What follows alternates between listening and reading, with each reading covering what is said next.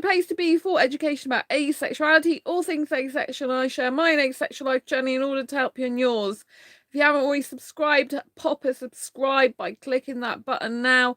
Don't forget to give this video a thumbs up if you enjoy the content, and don't forget to hit the bell icon so you get notified of every time I go live, like now, post a new video. If you don't know who I am Sandra Bellamy, author of this awesome Asexual Perspectives 47 Asexual Stories book. So today I wanted to talk to you about being different but not defective.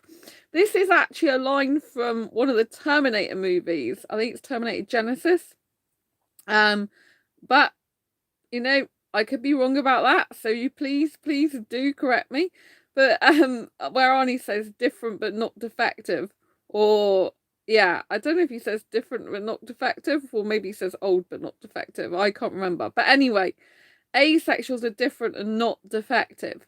So what do I mean by this? So I was really sad to see that one of my asexual friends, who's such a beautiful person, is unfortunately having a really difficult time from their family, and their family's saying some not very nice things about them. And I'm being very careful about what I say here, but basically, you know, they're saying stuff like, you know, about them not basically belonging in this world type stuff, you know, like being an alien type of person, and you know, and not being right here and stuff like that. Thanks for the thumbs up, you know. And so it really saddens me when I see people who have family and close ones and they behave like this towards them, you know. Asexuals are different, but they really are not defective. You know, there's nothing wrong with being asexual. And my friend who's having a really hard time at the moment, she is autistic as well, and her mental health is having some difficulties. And you know, there's a lot of asexuals that are autistic and have mental health difficulties. You know, but it's not surprising a lot of us have got mental health difficulties when people are very rude to us and disrespectful, you know?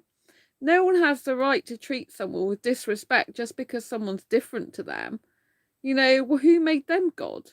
They didn't, did they? So they shouldn't be standing in judgment. You know, this person I'm talking about is one of the most beautiful souls I've ever met online. I mean, they're so courageous and so warm and caring. And Liam, you're awesome, Sandra. Great to see you. Oh, lots of love. Nice to see you. Thank you. Lovely to see you. I'm on my phone today. Still got work I'm doing on my website work I'm doing on my desktop at the moment. So yeah, thank you so much. Lots of love to you. So, you know, I just feel that my friend's having a really hard time, and I find it disgusting that so many people who are meant to be close to asexuals, you know, like close family and stuff, it's being really disrespectful, you know, and uncaring and unkind, because there is nothing wrong with being asexual and nothing wrong with being autistic or having special needs or disabilities or having mental health issues. You know, obviously mental health issues are concerning because they're difficult for the person undergoing them, but it doesn't mean to say that this person doesn't belong in the world, because that's just horrible things to imply and to say and assume. You know, everyone has a valid reason for being in life, and everyone should be treated with respect and kindness and love and sensitivity, you know. Like, a lot of the world is so sex obsessed, a lot of the world is on a robotic treadmill, you know. And to be quite frank with you, I'm really glad I'm not like that. I'm really glad I'm different. Yes, sometimes being different is very difficult for the person who is different, because you know, we are made to feel like an outsider. We are made to feel like an alien a lot of the time. But the truth is we're just different, you know, and our difference is really our beauty, you know, because we see things in a different way to what other people do. It means that we don't just go on this robotic treadmill, like doing the 9 to 5 grind and just waiting for life to pass us by and have sex, marriage, and kids and that's it in the end of life, basically. You know, we notice different things in life, we see things in different ways, we view the world in different ways, and that's something to be cherished and appreciated and respected and loved. And I'm just shocked at how many people have family members that are meant to love them unconditionally, that are just downright rude to them and nasty. It's like there's no need to be that way. Just because someone's different doesn't mean to say they're defective when they're not. You're awesome. Oh, thank you. And it's lovely to see you, Liam. I got your message up again. It's really nice. And I just think that it's just so sad. And everyone has the right to be respected and to have beautiful words said to them and kindness.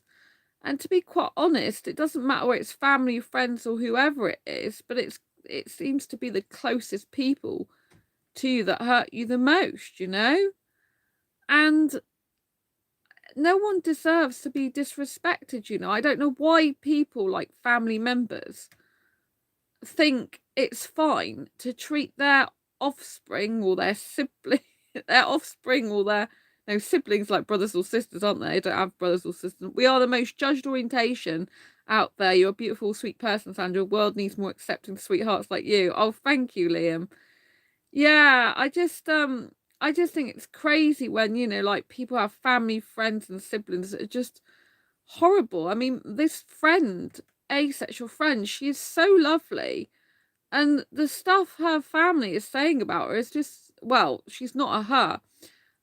Gender, I don't, trans, I think she is, or gender fluid now. So I shouldn't say she anymore. So my friend, I'll just say trans friend. So my trans friend, they are, I refer to them as they now. Yeah, sorry about that. Yeah, so they,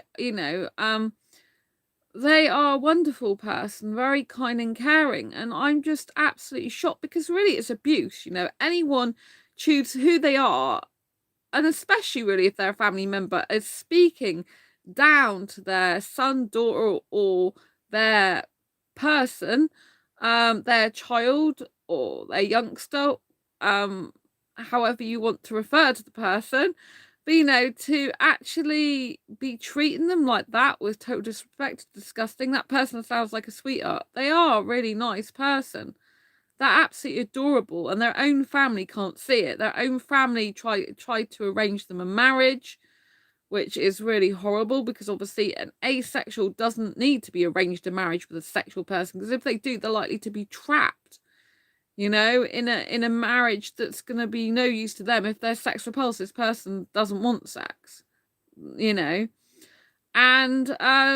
so and also if you are autistic, having arranged marriage forced on you is not good either, because if someone if you get someone who doesn't understand your autism or special needs or mental health difficulties, it's just going to be like a prison for you, even more than the prison your family is keeping you in, because they are just not understanding you and they're just trying to keep you as they want you.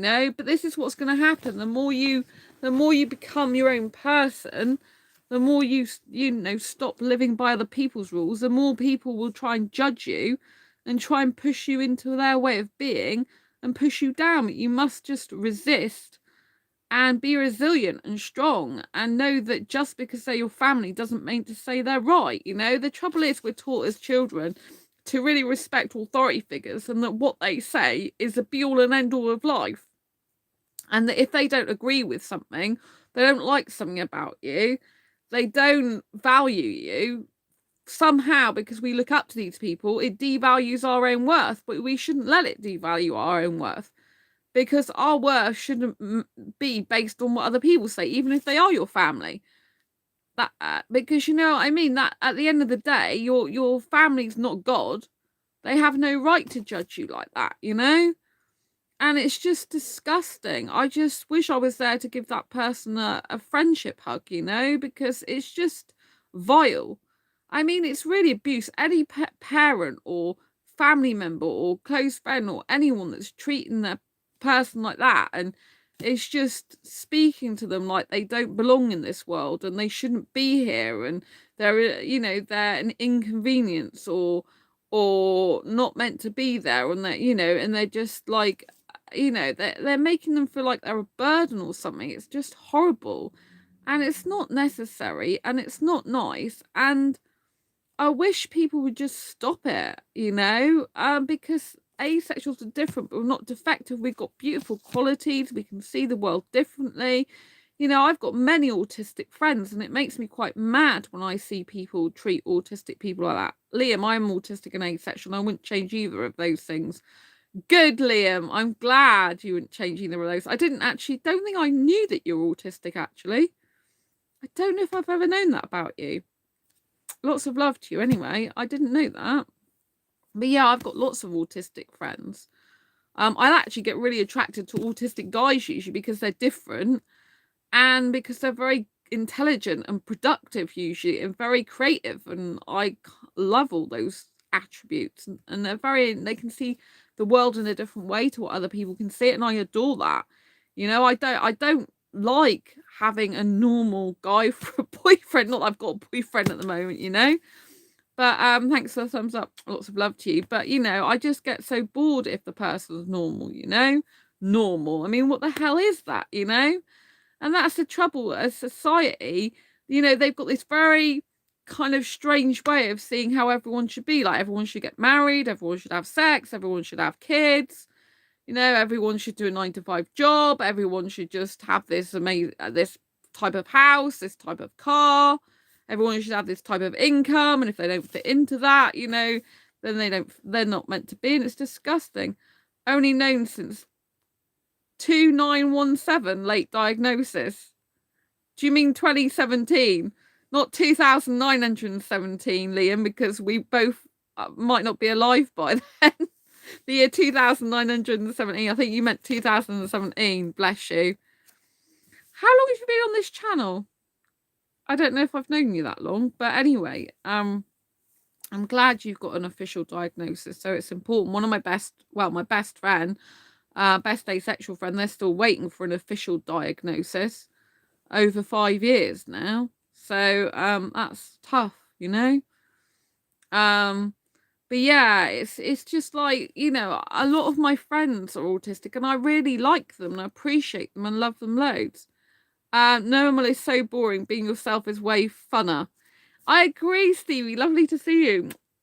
Being normal, I just find so boring. That's why I find it difficult as well to find a life partner, because obviously I need someone who's actually looking for a serious committed relationship, but I just get bored. Like, people, like guys who are looking for a settled relationship usually means something different to what I mean when I say I'm settled. For me, being settled would be a guy comes to move to live near me.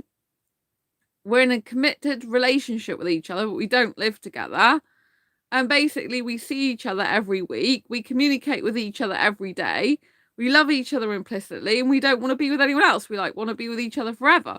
But we still have our separate lives. And I like, being up till the early hours a lot of the time and having my own space and my own place, But that to me is settled. But when I've been even on asexual dating sites, when I've been on them, some of the guys like, oh, I want to settle down. And they're like, oh, well, we must live together and we must be, like they like to go traveling and all this lot and settle down in a certain house in a certain place. And I'm like, oh, God.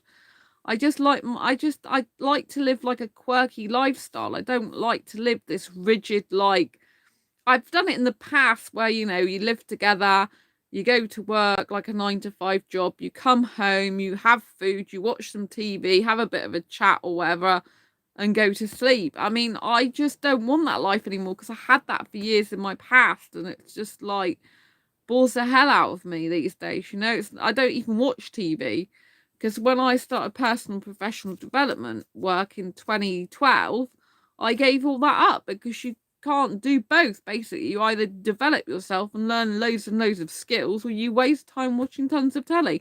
I know lots of people will watch telly. It's kind of really far out different. But But you know what I mean? I gave that up because while I'm watching TV, I'm not really learning anything for my brain. I'm not really stimulating it. So I got into personal professional development. I'm always learning about dating and relationships, about business, about money, about mindset, particularly a lot about mindset. You know, lots I do a lot of dating and relationships research and a lot of watching of videos and coaches and stuff, and you know, and I also obviously have my own life experience of that, but I'm quite experienced in dating relationship field, I think now. But you know, when asexuals approach a relationship, we're going to approach it differently because we speak different. Yeah, we think differently and we speak about different stuff usually. Like we're more interested in hobbies and shared interests, but it's really important for any relationship to have compatibility, not just love, because so many people might get into a relationship just based on the excitement of initial relationship. I touched on this the other day. Whereas you've got to have compatibility as well as love. You can't just love the person and be completely incompatible with them. As we know from asexual, sex repulsed people, and then obviously sex, you know, like people who are into sex, sexuals, it's really not going to work out if you've got a sex repulsed asexual and a sexual person who loves sex and all different types of sex. It's not really going to work out, not unless the sex repulsed asexual likes some forms of sex. You are you, and that awesome. Love your way of living. Do what suits you best. Oh, thank you, Liam. Yeah, I mean, I really love living a different life. I just need to find someone in terms of relationship who would fit in with the type of life I want, you know, because I've thought about like in the future, like one of the reasons why it's harder for me to get a partner is because I'm so quirky and different. But you know, I'm gonna be bored if I end up in a normal relationship, doing normal stuff, living a normal life. In some ways, I'll like the fact I'm with someone because that'll be kind of really nice. But in other ways, I'm just gonna like kind of feel like I'm losing my identity, you know. I think it's very important for anyone, any person, to be able to have people around them that appreciate them for who they are, that love them for who they are, and that work with your personality and your lifestyle. You know, I want a guy who's going to enhance my life and make me feel as happy as I make myself feel, not have anything taken away from me. And this is how family and friends should be to any asexual or any person for that matter. They should be really supportive and they should encourage people to be the best version of themselves. Because as a society, we should be encouraging each other to grow into the best version of ourselves, into the best person that we can be. You can't let someone weigh you down. You need someone to lift you up. Exactly, Stevie. Exactly. I totally agree with you 100%, you know, because at the end of the day, we only get one life, you know, and I have lived the normal type of life years ago, and because I got so used to it and I lived it for years and I didn't like my life back then, I haven't really got anything much good to say about it. I mean, I liked some parts of a relationship, you know, but just like I actually lived separately from the last guy I was with. I moved here actually. I lived with him for 6 months. It didn't work out. And then I moved to live where I live now. And I found just living separately was just so much better. It was just better to have my own life, to be able to get my own food shopping, to be able to buy what I want when I want, to be able to budget myself. Like when I've lived with people, with guys in the past, it's just been very difficult. If I wasn't a romantic, I would love to date you. Oh, thank you, Liam. Oh, bless you. That's so sweet. Thank you. Lots of love to you. Um, you know, and I just like I mean there's got to be someone out there that loves me for my quirky personality, because that's a person that will stay with me because I'll be like, you know, she's different, and that's what I like about her, that she's not normal and no 2 days are the same, you know, because I find with myself that I don't really get bored of myself because I am so different. And I think people who are different should be treated with like, oh my God, that's so amazing. You're so different. And people should find that attractive, you know? people should find people attractive that are different. Like I said, I get attracted to autistic guys. I'm only interested in guys. But I get attracted to autistic guys. I have female friends online. I don't really have, most of my friends are guys, so but you know what I mean? Even if whatever gender's autistic, I still like them. But what I'm saying is I get attracted as in like a relationship attracted type of retraction, for guys who have autism, like, because I find them exciting to be with and I like their personality is really attractive, and it would be attractive to be in a relationship with that type of person because they're usually highly productive. They mind things in a different way. The conversation is very intelligent, it's very different. You can think about you can think about really deep and meaningful and interesting stuff and intelligent stuff, but you can think of far out things with them as well. And I find that balance really exciting. Like, intelligent, I find they're very creative, usually with projects. I mean, people might be thinking, oh, artwork's creative, which it is, but they don't have to be doing artwork. They could just be working on a particular project. And I find that very intelligent and creative all in one. So I have creative attraction and I have intelligence attraction. And so that really attracts me. But I get attracted to guys who are different in personality anyway. I've always been like that since school. Like, looking back on my school years, I can remember a guy called Martin. And I've got a friend called Martin who's asexual, but it's not the same person. This person's called Martin. I don't know if I should share his surname, but anyway, his name was Martin Whittle, and I knew him from school, and I haven't seen him for years, but I think he was autistic. There's probably loads of people with that name, but I think he was autistic, and because looking back on it, that's what I think. And I got on so well with him. I really liked him because he was different. A lot of people didn't used to have much to do with him, but I always used to be lending him my eraser, and I used to have a special relationship with him, like friendship relationship type thing.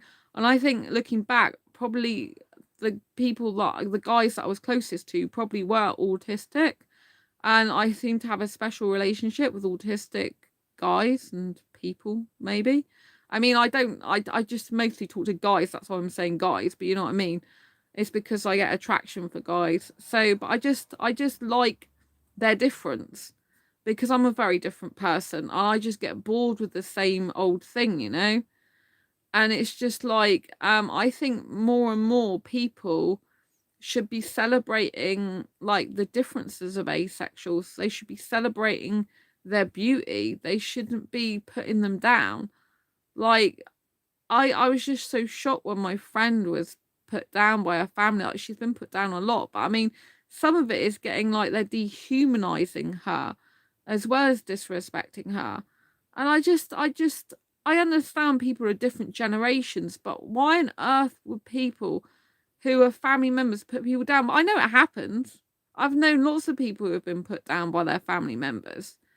And it's like, what gives you the right to put someone down and make them feel small and worthless and useless, and and like you're setting an expectation that the person can't live up to. But why the hell should they live up to that? That's not what they want to be.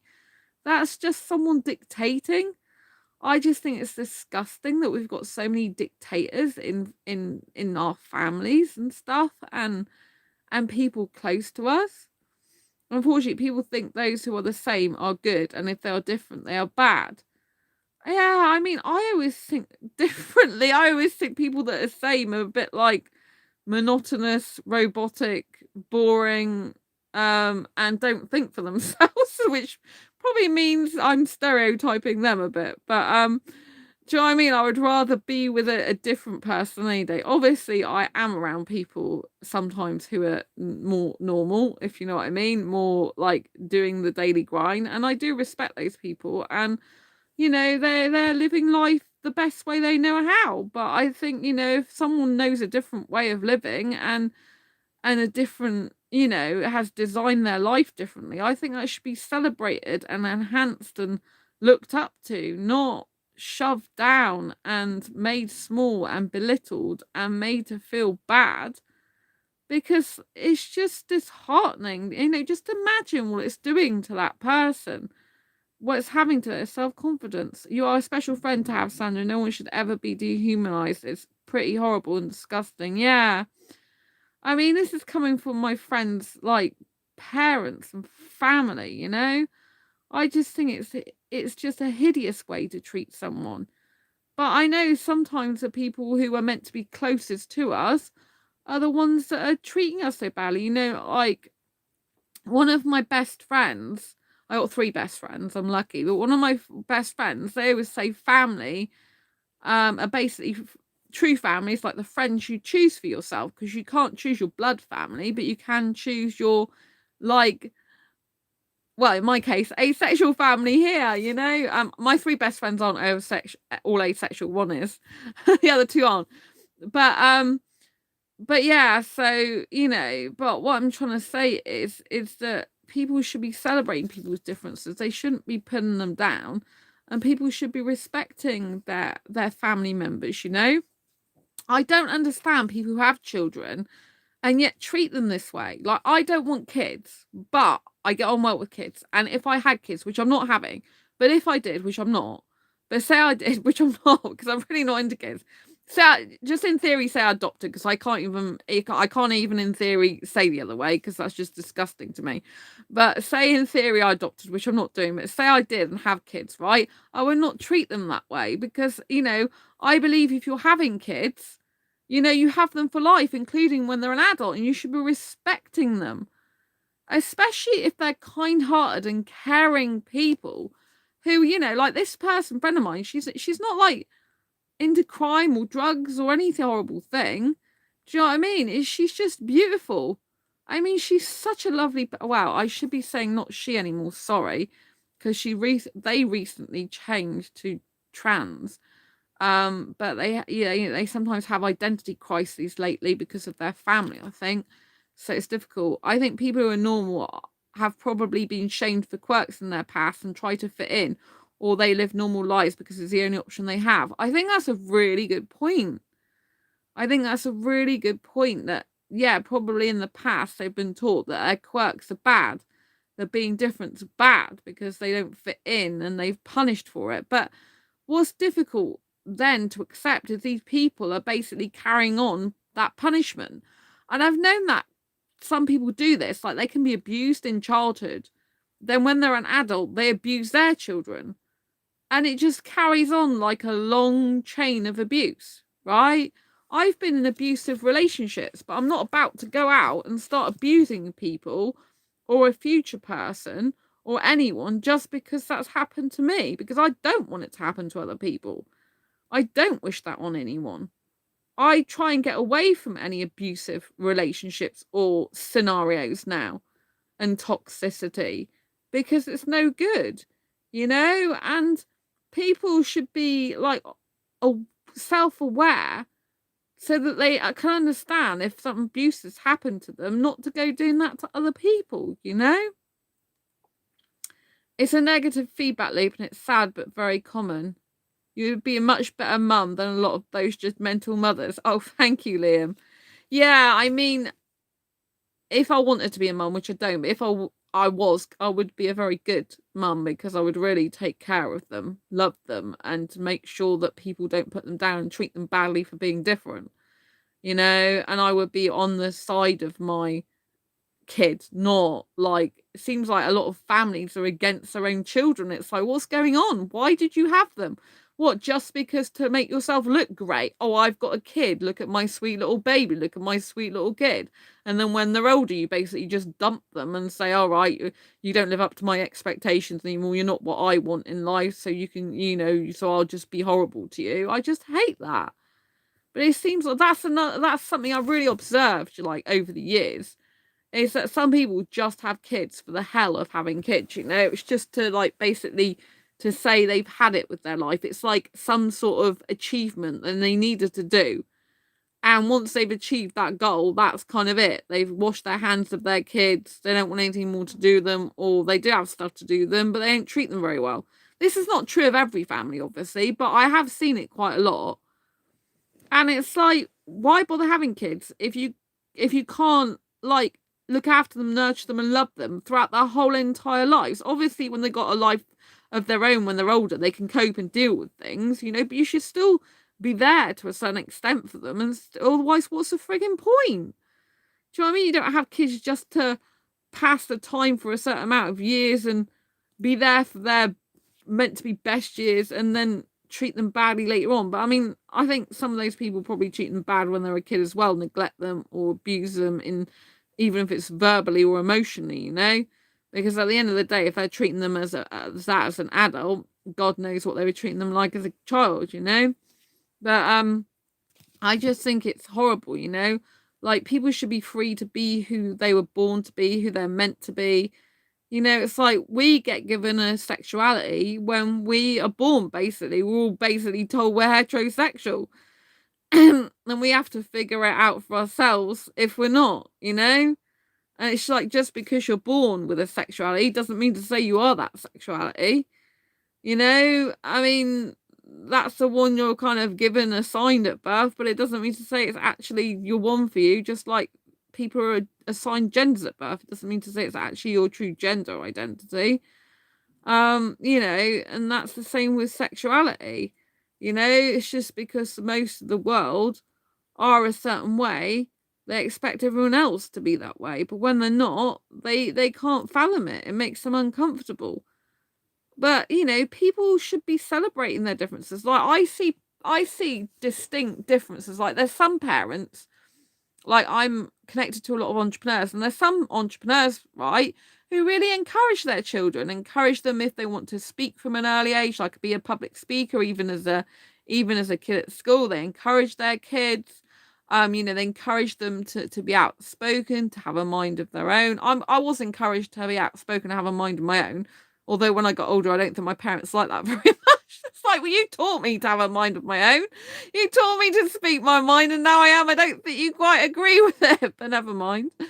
But yeah, so it can backfire, I guess, kind of that way. But, you know, I think it's healthy to encourage children to have a mind of their own and to speak their own mind and to have their own voice. But I think that should not just be encouraged, but also not just verbally encouraged, speak your own mind, but actually supported. Like, if someone's going to have their own mind, it's important then not to tell them they're wrong. You know, because I think that's what happens sometimes. It's like, well, you can have your own mind, you can have your own say, you can be your own person, but if I don't agree with it, then I'm just going to put you down about it, belittle you, and push you into a corner so you back down and make you be a certain way. And if you're not that certain way, I'm just going to, like, you know, harass you more. I mean, that's basically what it is. It's harassment when someone keeps going on about, oh, you're not this way, you're not that way, you don't fit in, you don't belong, you shouldn't be here, blah, blah, blah. All the rest of it. It's just harassment. It's like bullying and harassment. It's disgusting. A lot of parents want to basically display their child as a first place trophy with no imperfections. Yeah, it's really disgusting. You know, at the end of the day, it's the differences that kind of make you perfect, because you're perfectly imperfect, if you know what I mean. It's your imperfections that make you have, well, it's not even imperfection. I don't really think there is anything exactly such as imperfections, but then again, it's kind of two ways, isn't it? One is your imperfections are your beauty, because no one's perfect, and two, you can't not be perfect in the sense that you're your own unique being, and so you're perfectly perfect for yourself and the way you're meant to be, if you know what I mean, at that point in time, because you're how you're meant to be, living your true authentic life in that moment. If you are living your authentic life, I guess there's lots of people who don't live their true authentic life. Like, there's a lot of people that aren't even themselves. I mean, I think I'm one of the very few people I know in this whole world that actually is true to who they are, like, through and through. Like, if you see me in real life, as in off YouTube, I'm in real life now, I'm still here live, but as in, if you see me off YouTube, I'm in exactly the same person as I am on YouTube. I'm exactly the same person as if I do a live stream on Facebook. I'm exactly the same person if you talk to me in person or you talk to me on YouTube. I'm just like the same type of person. I don't change for whoever's around me. I don't be someone I'm not, you know, and some people don't like it. And I'm like, well, it's tough, isn't it? I am the way I am. You don't have to see me. You don't have to speak to me. You don't have to be around me, you know? but I see a lot of good qualities in me, you know, so I love myself for who I am, you know. It's like, look at me, look how great my child is. I did it myself. It makes them feel good and forget their child as a person and not display to look at. I agree with you, Stevie. I do think there's kind of a lot of that going on. You have a beautiful mind, Sandra. Society wants to be a certain way, any other way is frowned upon. Yeah, I mean, I agree that lots of people do use their kids as trophies. You know, they might not even realize they're doing it some of the time, but they are doing it, you know. And it's just like sad. It's kind of like when you don't fit into what they expect you to be, it's like there's something wrong with you, but there really isn't. I mean, at the end of the day, parents should be encouraging their child to grow into a beautiful, independent, individual adult who can take care of themselves, who can fend for themselves, who can be their own person, who can live into who they truly are. But, you know, a lot of the people actually that are quite famous or very famous, they're usually ones that have faced a lot of adversity in their life. So the ones that have had family or friends or peers or been bullied, you know, pressurizing them into things or not accepting them for who they are and bullied at school but they're the people that have decided that they, even in spite of all that, they're still going to be themselves, you know. The strongest people are the ones that carry on being themselves in spite of what anyone says to them or thinks about them or does to them, you know. And that shows real strength of character. It isn't always easy though. I mean, especially like I said, my friend's family. I mean, you know, I mean, this is. I mean, this person's still living at home with their family. I mean, I don't live at home with my family. If you don't live at home with your family, you can get away from them and you can be your own person more, and you know, and you can just live your true authentic life a lot more. I think when you're living with family, it's very, very difficult a lot more to be yourself because you're kind of, if you're living in their house, you have to abide by their rules, do what they say. And, you know, if they go on at you all the time, you're kind of like in a bit of like a prison type scenario in the sense that you can't really escape that very easily. I mean, you've got to try and escape it as much as possible by going on online forums, in groups to get support, you know, get as many friends as you can and get the heck out of there as soon as possible, you know, as soon as possible, because, you know, for your own sanity and safety and health and well-being. Now, I'm fortunate that my parents accept my asexuality. That's never been a problem. So, I don't have that. But having said that, I don't think they necessarily like me talking about it all the time. They do make some comments about it sometimes. You know, but at the end of the day, I just say it's a big part of who I am. It's pretty much my life. So, you know, they accept it or they don't at the end of the day. You know, like I've been helping my asexuals on this channel now for 6 years in October. I mean, that's 6 years of my life. You know, I can't exactly not talk about it, can I? It's a huge part of who I am. And, you know, and asexuality, whether you're asexual and or autistic or got special needs or disabilities, all those things are a part of you. And that what makes up your unique personality and the unique way you live your life. I mean, I live my life a lot differently to others as well because I kind of adapt some of my lifestyle to my anxiety and to my disability as well. So fibromyalgia, you know. Um, you know, and so you have to kind of make adaptations to look after yourself really well.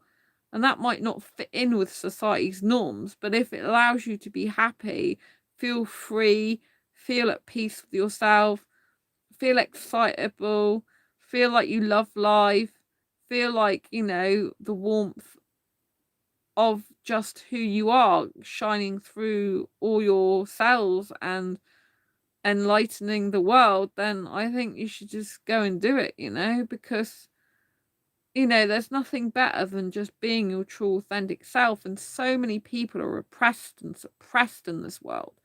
So many people are listening to judgment of others. And all I can do is encourage you to say, just although it's so difficult, please do not allow others' judgments to stop you living your life. Because we only get one life, and it's best not to look back on your deathbed with regrets of what if, or should I done this, should I done that, based on the fact of like what family said or friends said, you know. Let them judge you if they're going to judge you. Then, fortunately, there's nothing you can do. We can't stop other people judging ourselves. The best way to stop other people judging us is to actually just be ourselves, no matter what, and just say, all right, you're going to judge me anyway. Carry on. But I'm going to carry on being me because you're not going to stop me from being who I am. I've always been like that. Myself, it's been really tough at times myself. So I do understand where people are coming from. I've had to stick up for myself. I've had to say, this is who I am. When other people were judging me and being horrible to me and gossiping and speaking not nice about me.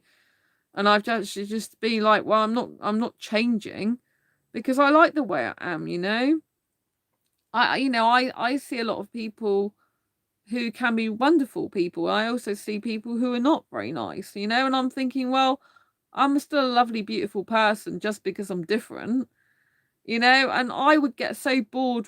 I get bored easily in general, but I don't get bored with myself because it's just like, how can I be bored? I'm just too crazy, wacky, far out different to get bored of myself. I just can't do it. And so that's pretty amazing, I think. So at the end of the day, when all's said and done, we have ourselves to live with.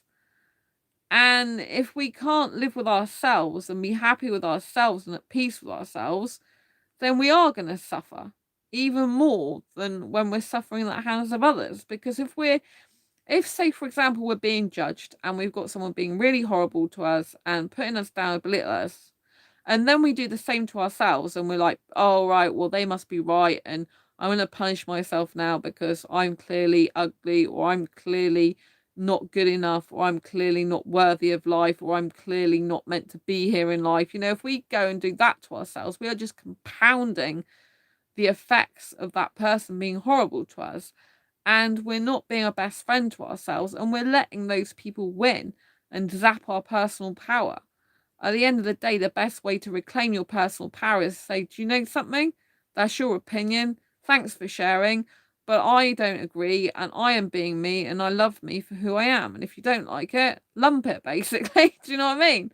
That's the best way to be, because you're never going to please people. And some people who are behaving like that, who are behaving diabolical, and, family is behaving horrible to my friend, they're just trying to put that person down until they just give in to what they want. And it's disgusting. Honestly, it's like a form of abuse. No one it's to control and manipulate someone. That's what a lot of belittlement is. Belittlement, put down, is ways of manipulation in order to make someone be a certain way that's in keeping with the thinking who's doing the bullying and belittling, and who's kind of pushed them and back them into a corner. You're a beautiful person, Sandra. You're perfect the way you are, and I love you for you. You're beautiful. Oh, thank you. Lots of love. Yeah. And so, I think it's just like, you've just got to be you at the end of the day, and you're going to be judged. It's like, I'm a little bit scared, if I'm honest, about doing finishing the Asexual Guide to Sex book. I've got to finish it. I have to do it. I'm not scared because I want to do it for other asexuals, and it needs to come out because there's so many people that want it. But I'm scared because I got to do a campaign for that, and it's a very controversial campaign I'm going to be doing for it. And people are going to see a more sexy side of me for the promotion of the book, right? In some instances, and quite provocative campaign I've got going on in terms of language as well, and it's something I know I have to do. I have to get as many eyeballs on that book as possible because I need to reach a global market with sexuals as well. Not just, it's for asexuals predominantly, but I need to reach the sexual market because it's the only way we're really going to get society to recognise asexuality as a sexual orientation and take it seriously, right? As an official sexual orientation. So the Asexual Guide to Sex book I have to promote to sexuals as well as asexuals, and obviously to get their attention I have to do different stuff, right? And so I'm quite scared because I know the campaign I've got in mind, and I know what I've got to do for it, and it's quite shocking. And it does scare me because I'm going to be judged for it probably. I'm going to have people probably saying stuff to me, and I do have a more sexy side to me, even though I'm sex repulsed asexual. So that's going to be quite difficult for me to do that. And I think part of that has been a little bit of the reason why I've been kind of like not doing the book as quickly as I could. But having said that, I've had lots of stuff going on in my life that's just kind of come in all the time. So it's not really the like main reason, I wouldn't say, but I am a bit scared about doing it. And I think I'm just plucking up the courage to know that I've got to do this campaign and I've got to be full on with it. And it's kind of really scary for me because obviously when I do the book, I'm going to be talking about it more on this channel. So this channel is going to talk about more sexual stuff to do with the book because obviously I need to promote the book and get it out to as many people as possible. And so I'm quite scared about doing that because I know I'm going to be judged. And I kind of even am judging myself. I'm thinking, but you're a sex repulsed, Sandra, person who's going to be, who's writing a book about sex for asexuals, who's going to be publicizing it. And you're going to be like living more into your sexy self. And that's quite scary. Sometimes it scares me because I have this very asexy side to me. And asexy is like sexy but with absence of sexual attraction, basically. Well, that's how I view the word. And so, and I am very sensual. So I do have some sexual behavior despite not experiencing any sexual attraction. And in order to promote the Asexual Guide to Sex book, I think I'll be bringing that side of my character out a lot more that I kind of like don't really show the world very much. Not because it's just because I don't really feel it crops up or a need to. But for the book, I will be doing more of that side to me. And in some ways, I'm looking forward to it because I think, wow, that'll be different. And I kind of like to shock people and be controversial sometimes, if I'm honest. I like people to kind of like think a certain way and me to like change their expectations about me. I kind of like jumbling people's expectations up and showing people different things to what they think I am. Because it's a bit like when a person's put down a lot, people put them into certain boxes and it kind of like traps you. And so kind of like by getting out of that box and shocking people, they kind of don't know you as well as they think they do. And if it's a type of thing that they think they know you so well, they can put you down, it kind of like they have power. But once you like be different to what you would usually be, kind of throws them off guard. I kind of like that. I was put down a lot at school, for example, for not knowing much about relationships or sexual stuff, that type of thing. But actually, I knew quite a lot because I'd had a lot of relationship experience at a very young age.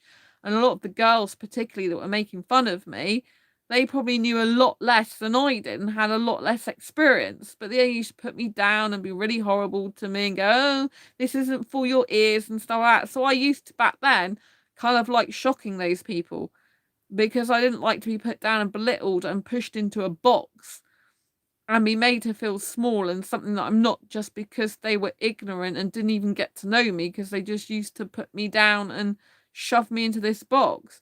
And so I kind of like coming out as a different, I am authentic always, but I like kind of coming out with different sides to me sometimes. But I do have this really passionate side. Like there's been a thread about kissing lately in one of the asexual groups.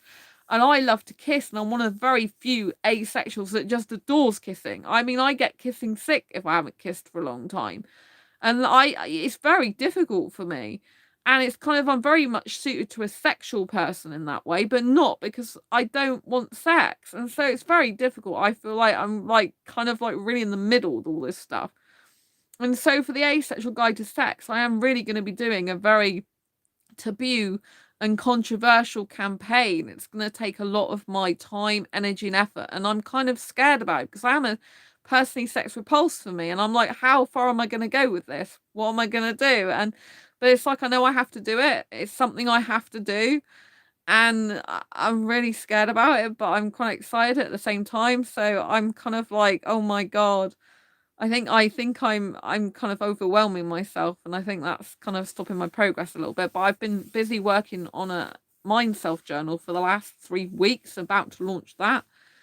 And my intuition told me to do that, so I've just got on and do it. And I'm using that as an experiment. It's like for the entrepreneur market, really.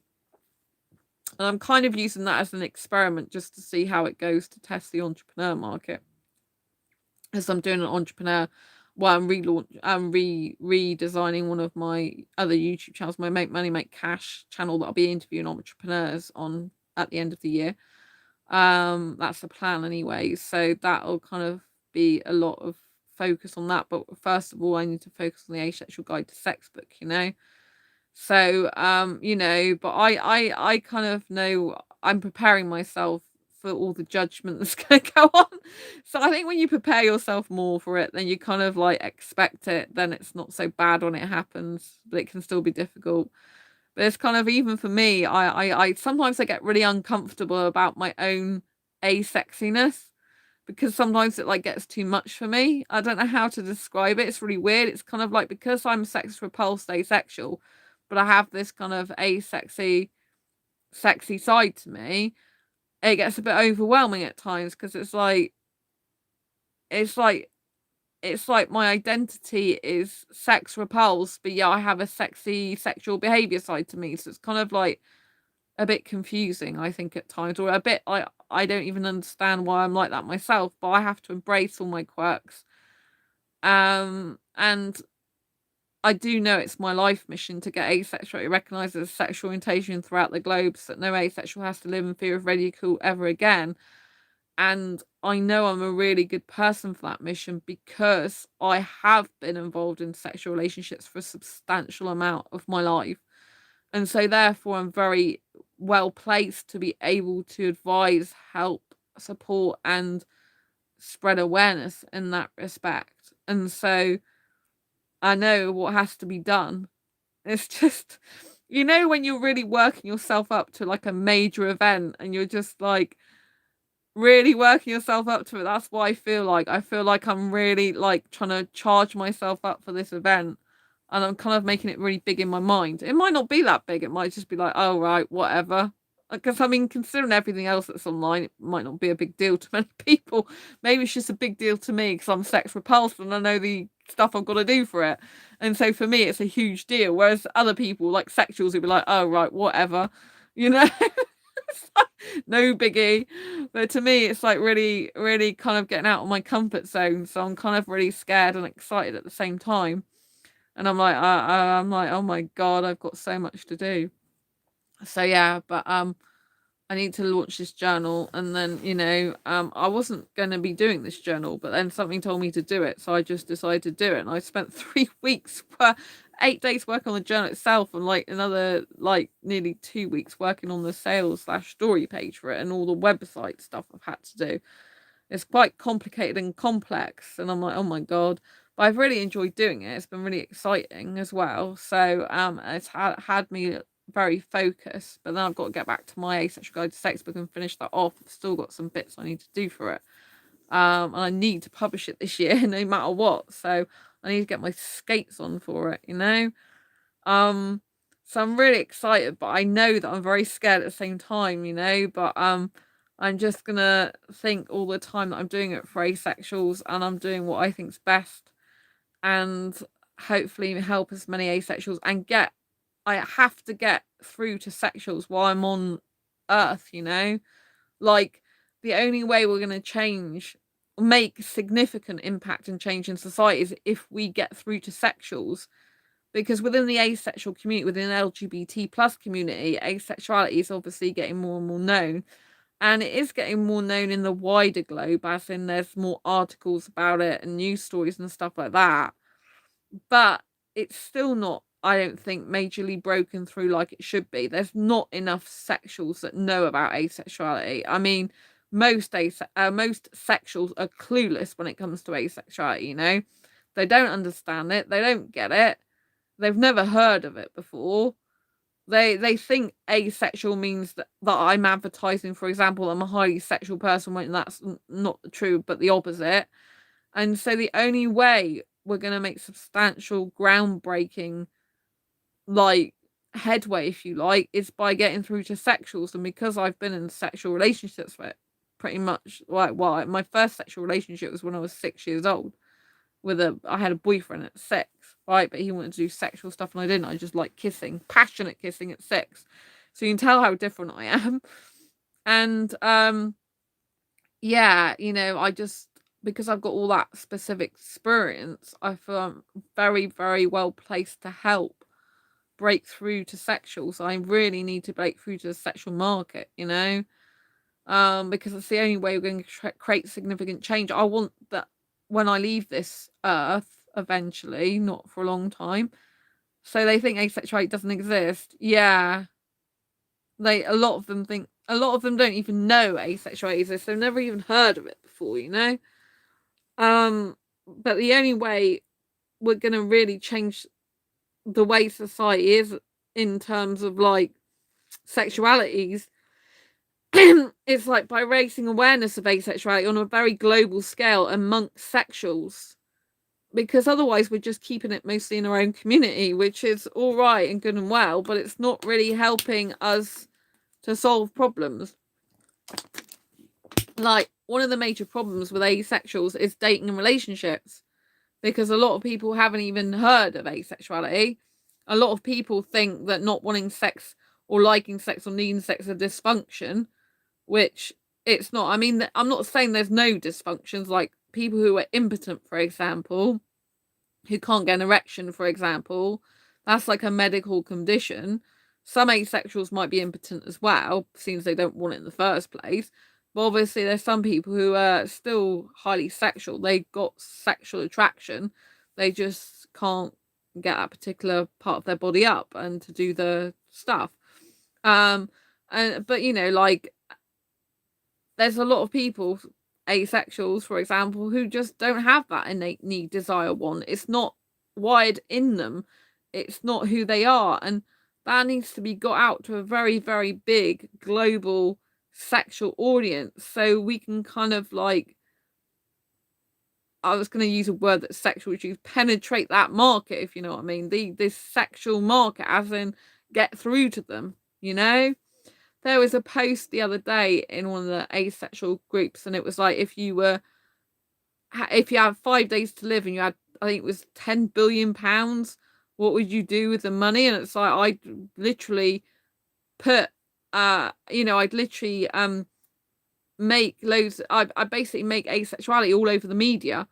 I'd make it all over everywhere, advertise it all over the world, so that people finally understood and knew what asexuality was. It'd be all over billboards, on TV, in newspapers, in magazines. I'd have a mass campaign all over everywhere, because that's what we need to do. Unless people tackle this on a global scale with global effect, nothing's really going to change that much, you know?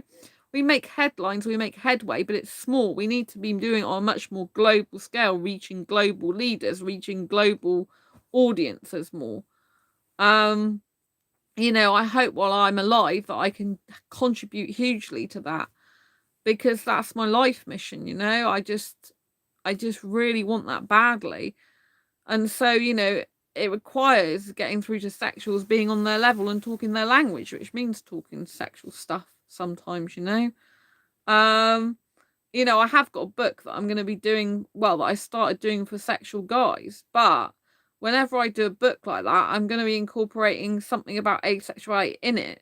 So I'm going to be talking, because I've got lots of experience of sex stuff, that I can talk to sexuals about, because a lot of sexuals haven't even got a clue about sex, which is quite ironic, really. A lot of guys don't even know what they're doing, and I've seen as a lot of the guys I talk to are in their 20s. A lot of the guys that I talk to are actually virgins, even though they're not asexual. They've never had sex before. They don't even know what they're doing. Some of them haven't even kissed before. They're not asexual. They want to do that, but they just haven't had the opportunity to, you know? So, I'm going to be doing some books for sexuals. Well, there's one book I already started quite a long time ago.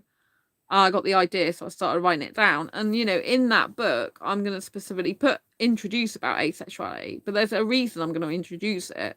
Because I'm going to introduce it the fact that, if you are looking for sex, that's great for you, but just make sure that you get a compatible person. As in, there's some people who call themselves asexuals who who belong to the sexual orientation asexuality. This is what it is.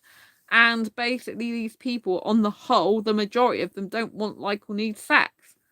In the majority, although there's spectrum. I don't want to start talking too much about the spectrum, because it's just going to confuse the hell out of them. But basically, say there are some people that are asexual who are not into sex, and there's a sexual orientation, there's a lack of sexual attraction.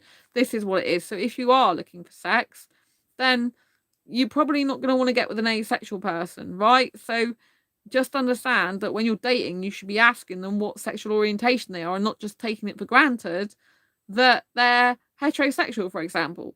It's always better to ask, and that's how I can introduce asexuality to a big audience, because if I'm putting it in a book that talks about sex, which is what every sexual person is usually interested in, and then I introduce asexuality in that book, just imagine how many eyeballs it's going to get on asexuality. Just imagine how many people are going to take that information in. That is a much more effective way of getting through to sexuals, is to actually put in a book that talks about something they really want and like and interested in, and brings it to their attention. So that's kind of my logic, because whenever I'm doing a book, I always tend to put something about asexuality in. I'm doing the Mind Self journal page, right? And I've been writing my personal story for that, which has taken me a long time, of how I came to create the journal. It's quite difficult to write that personal story. It's kind of really hard. If you ever read it, you'll see why. And I even mentioned asexuality in there, which is it's not aimed at the asexual market, it's aimed at the entrepreneur market, but I've even put something about asexuality in there, you know. So I try and mention it wherever I can, because, you know, for me it's just like the best thing in the world being asexual, you know. Like I said at the beginning of this video, we may be different, but we're not defective. We're beautiful, and there's lots of special qualities about us. And I would never, ever choose to be heterosexual. Even though it's difficult dating relationship-wise, I wouldn't want to be heterosexual. Well, I'm glad I'm asexual. I'm glad I'm into guys. If I was born a guy, I'd still be into guys. I'd be a gay guy. Well, I'd be a homo romantic asexual, so I'd be a gay asexual guy. Or if you don't like that term, gay asexual, then I'd be an asexual guy who's into romantically into guys, not sexually into guys. So yeah, because I like guys so much. I actually think there's a lot of asexuals who are guys into guys. I think a lot of the world population of guys are into guys. I reckon about 30% are, from the amount of guys I talk to and on dating, you know, dating sites and stuff. I think there's a lot of guys that are into guys more than people realize. And it's just a shame that society frowns upon people different, and people just can't be themselves, you know? Because just imagine all the people, the gay guys that are actually in a marriage with a woman, and really they just want to be with a guy, you know? But because of society, it's like, oh, I can't be with a guy, so I have to cover it up with a woman, you know? And it's just disgusting, you know? There's probably women that are covering up their lesbianism because they're in relationships with guys. There's guys covering up their gayness because they're in relationships with women. There's asexuals covering up being asexual and disguising themselves as heterosexual for fear of ridicule. There's just like so many people in the world not being themselves. And it's all because the way other people treat them a lot of the time. You know, if people were less judgmental, if people didn't care what they did, if people were just more supportive and just said, hey, be who you want to be who you are, love who you are, do what you want, have fun, just don't hurt anyone, you know, like physically, you know, and don't abuse people, you know, and just live your life and be happy. And that's what life should be about, really. You know, being your true authentic self, being happy. Anyway, I'm going to love you and leave you for now. Thank you so much, Stevie and Liam, for tuning in. I hope you've enjoyed this live stream. I really appreciate you being here. I love your contribution. You're so amazing. Never forget it. And if you like this video, if you're watching this video, haven't already given it a thumbs up, give it a thumbs up. And yeah, share it with anyone you think might like to hear this. And subscribe if you haven't already, and hit that great big bell icon. And just remember, just always be your beautiful self, no matter what. People are always going to judge you. People are always going to hate. Unfortunately, we can't please everyone. But the best thing to do is to be yourself regardless, and love who you are, because you're beautiful. Love you, Sandra. Great to see you, sweetheart. Aww. Lovely to see you too. Lots of love. Take care, and I'll see you on another live stream. Thank you, Liam, and thank you, Stevie, for being here. Love you both dearly. You're amazing. Take care, and I'll see you soon. Bye. Lots of love. Bye.